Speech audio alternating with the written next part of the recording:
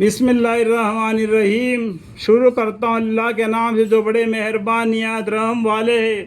कसम है रात की जबकि वो आफ्ताब को और दिन को छुपा ले। आफ्ताब का मानी सूरज है, वो रात में छुप जाता है और चांद निकल आ जाता है। चांद सी रोशनी हम हासिल करते हो, लेकिन चांद अपना खुद की रोशनी नहीं, वो आफ्ताब से अपनी रोशनी खींच लेता है और रात में उसको फैला देता है। इसलिए इसकी रोशनी ठंडी होती है और आफ्ताब की रोशनी गर्मी होती है। कसम है दिन की जबकि रोशन हो जावे।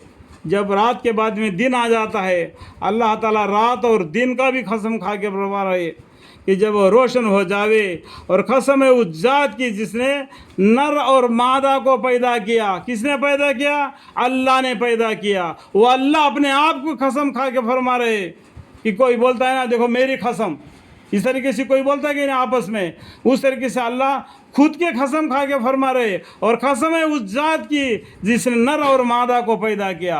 मर्द औरत को किसने पैदा किया?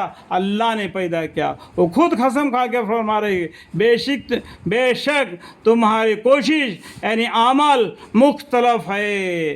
कितने लोग किस तरीके से है, वो किस तरीके से अमल कर रहे हैं, उस तरीके से उसके नाम में अमल है उसमें लिख दिया जा रहा है। वो जो नेक काम करता है, जो बदी काम करता है, जितने लोग दुनिया में हैं उन सब के साथ जो फरिश्ते हैं वो लिखते हैं नाम अमल को। सो जिसने अल्लाह की राह में माल दिया और अल्लाह से डरा और अच्छी बात यानी तैयब इस्लाम को सच्चा समझा, मिल्लत इस्लाम को सच्चा समझा। ये मिल्लत इस्लाम किन से मिला? हमको इब्राहिम अलैहिस्सलाम से मिला। हम किस पर चल रहे हैं? मिल्लत इस्लाम इब्राहिम के सुन्नत पर चल रहे हैं। हम दरूद शरीफ पढ़ेंगे तो उसमें क्या आता है? इब्राहिम अलैहिस्सलाम का नाम आता है और मोहम्मद मुस्तफ़ा सल्लल्लाहु अलैहि वसल्लम का नाम आ जाता है। हम इसका मतलब हम किस पर चल रहे हैं? यानी मिल्लत इस्लाम यानी जो इब्राहिम अलैहिस्सलाम को अल्लाह के तरफ से मिला था, वो उस दिन पर चल रहे। देखो ये बात पर नहीं समझना मैं गलत बात बोला तो इब्राहिम अलैहिस्सलाम को मिला नहीं मिला। इब्राहिम अलैहिस्सलाम से पहले से जैसे जब से आदम अलैहिस्सलाम पैदा हुए ना, तब से इस्लाम है। ये नहीं मत समझो कि इब्राहिम अलैहिस्सलाम आ गए, बूतों को तोड़ दिया और आग में डाल दिया उसको, आग उनके लिए ठंडा हो गया।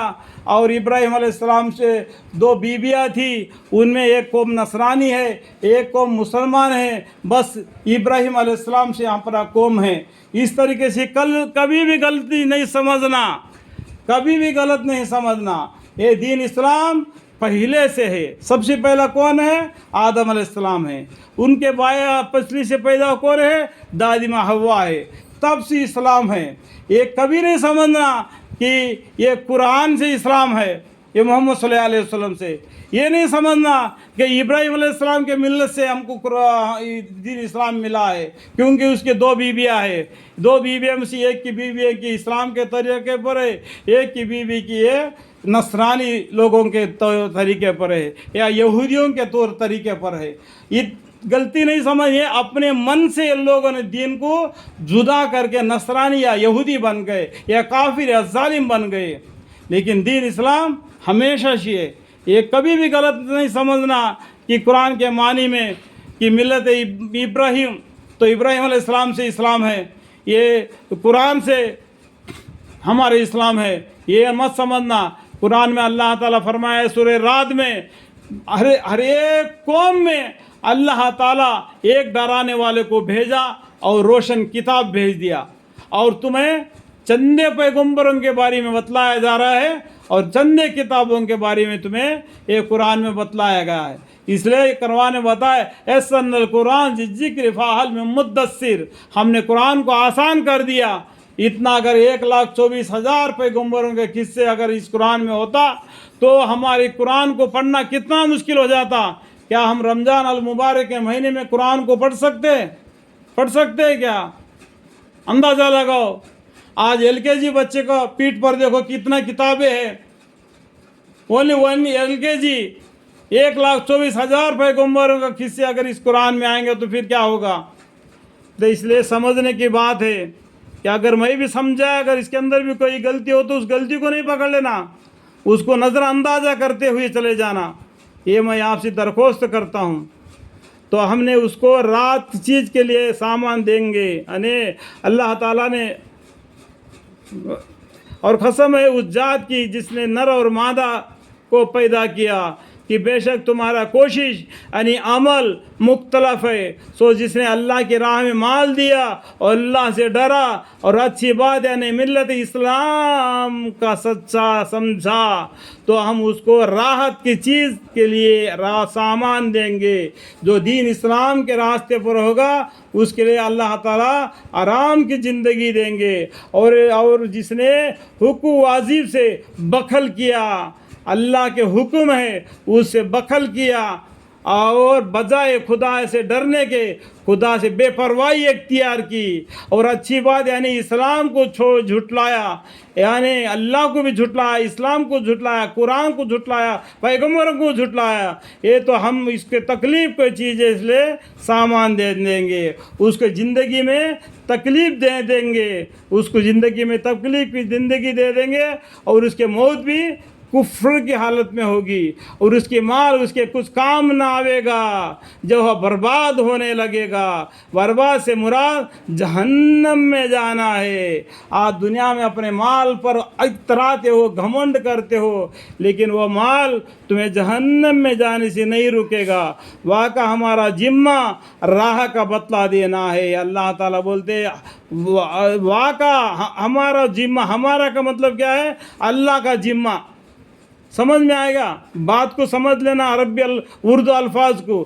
واقع ہمارا یعنی اللہ کا ذمہ راہ کا بتلا دینا پیغمبروں کے ذریعہ، اور جیسا راہ کوئی شخص اختیار کرے گا ویسا ہی ثمرہ اس کو دیں گے، جیسا یہ کرے گا ویسا اس کو بدلہ اللہ دیں گے، کیونکہ ہمارا ہی قبضے میں آخرت اور دنیا، یہ دنیا بھی اللہ کے قبضے میں، آخرت بھی اللہ کے قبضے میں ہے۔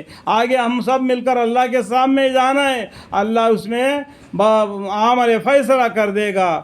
آگے بطور توجیہ کے ارشاد ہے کہ تم میں تو ایک بڑی بھڑکتی کہ میں تم کو ایک بھٹکتی ہوئی آگ سے ڈرا چکا ہوں، آنے جہنم کی آگ سے ڈرائے، اس میں ہمیشہ کے لیے وہی بدبخت داخل ہوگا جس نے دین حق کو جھٹلایا اور اس سے روگردانی کی، اور اس سے ایسے شخص دور رکھا جائے گا جو بڑا پرہیزگار ہے، یعنی جہنم سے اس کو دور رکھا جائے گا، جو اپنا مال محض اس غرض سے دیتا ہے کہ گناہوں سے پاک ہو جائے، اور بدز اپنے عالیشان پروردگار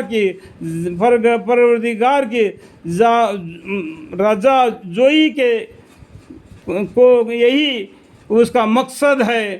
اس کے ذمہ کسی کا احسان نہ تھا کہ اس دینے سے اس کا بدلہ اترنا مقصود ہو، یعنی اللہ کے واسطے وہ خیرات کرتا آتا ہے، آخرت میں اس کا نیکی ملنے کے لیے، اور وہ شخص جو عنقریب خوشی ہو جائے گا، یعنی ایسا نیک عمل کرے گا وہ عنقریب اللہ کے یہاں وہ بہت خوشی ہو جائے گا، یعنی اس کو جنت ملے گی، یعنی آخرت میں ایسی نعمتیں ملیں گی جیسے سورہ رحمان میں، سورہ واقعہ میں، اور بھی ذکر اور جو سیرہ میں جنت کے بارے میں بتلایا گیا ہے۔ اللہ تعالیٰ ہمیں بھی نیک عمل کرنے کی توفیق عطا فرمائے، ہمیں قرآن شریف کے معنی پڑھنے میں، سمجھانے میں جو بھی غلطی کوتاہی ہم سے ہوگی تو ہمیں معاف فرمائے۔ سمجھنے کے لیے ہم نے کچھ باتیں ملاتے ہیں تاکہ سننے والا سمجھ جائے قرآن کو، اس میں غلطی تو مجھے معاف فرمائے۔ وقل رب زدنی علما۔